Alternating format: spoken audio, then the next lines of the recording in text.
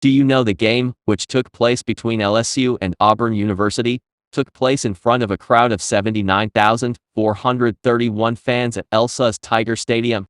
The crowd's reaction to the game's final pass registered as an earthquake by a seismograph located around 1,000 feet from the stadium. A seismologist noticed the reading the next day, and the game went down in LSU history as the earthquake game. Thanks for watching. For more facts, do subscribe to our channel.